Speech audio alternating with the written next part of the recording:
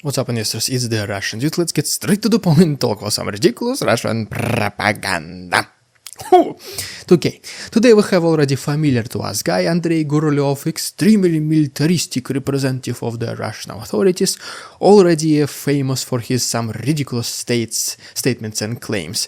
Well, recently he gave another one during Solovyov TV show, which is another extremely propagandistic TV show.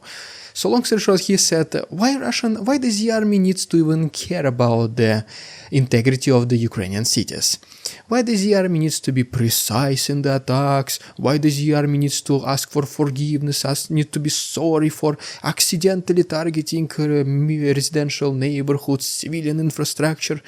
Why instead not just put all the cities to the rubble, put them all to the ground, just completely erase these cities from the face of the earth, make people live, and then Russian soldiers can enter those abandoned cities and liberate them.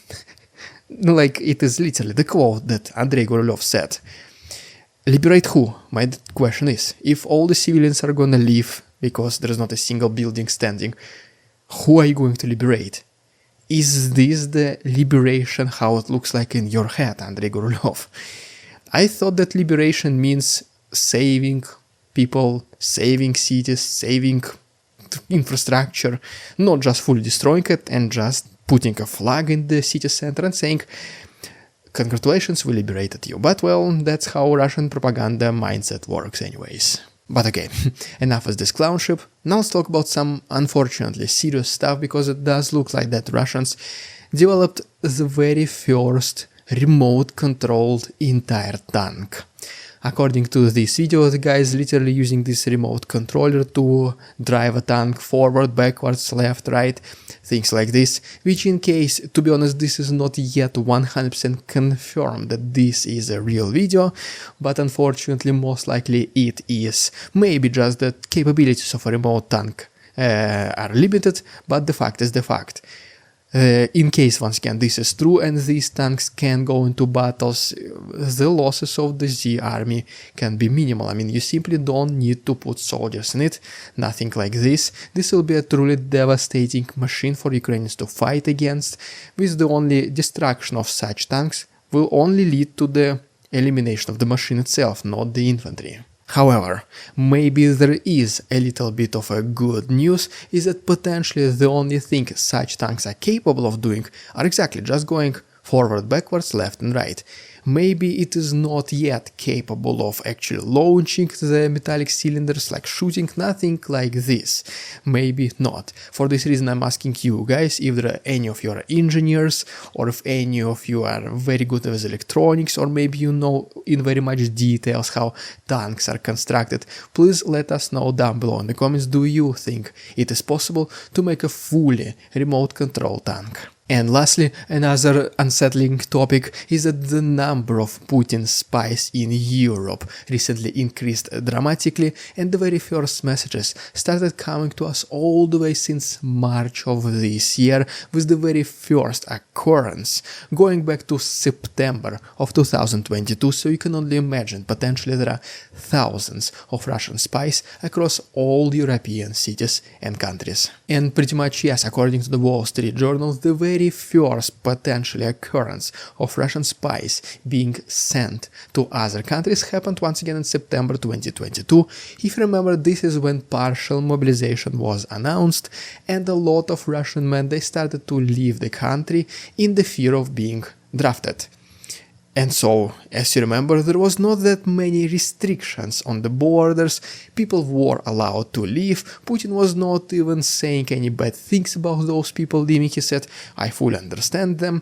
Well, now if you do think about it twice, it potentially might make sense why he actually did it, because the borders were open, Russian men were leaving, there was not that much of a border control, border patrol, which once again allowed to infiltrate those regular Russian men who were leaving, to infiltrate them with some Kremlin agents, which later spread throughout different countries.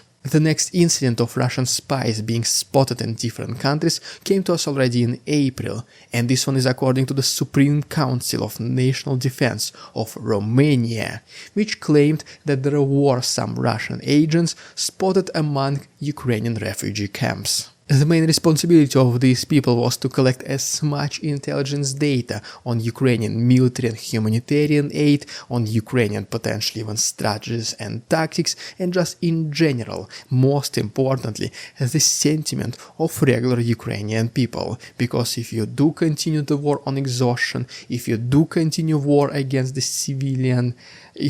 civilians, well, no matter how much Ukrainian army can resist you, it will be also adding the pressure from the Ukrainian civilians themselves. Besides that, Romanian authorities also were able to witness a pretty big spike in the number of the cyber attacks against the government infrastructure, which also most likely goes back down to the Russian agents. The next major incident already happened in July, and according to the US and Germany representatives, they were able to stop an elimination plan of the CEO of Rheinmetall, Armin Paperger, and this one was also organized by the Russian agents. Rheinmetall, as majority of you know, guys, this is the supplier of extremely high-tech military equipment to Ukraine, so it only makes sense that it was the army, Russians, who wanted to stall this procedure, to stall this process. And ultimately the most recent incident, which just happened literally last week, and this one you don't already just need to be a spy or anything like this, no, this is already publicly available information, is that Hungary, the country of Hungary, literally opened its doors for Russian spies.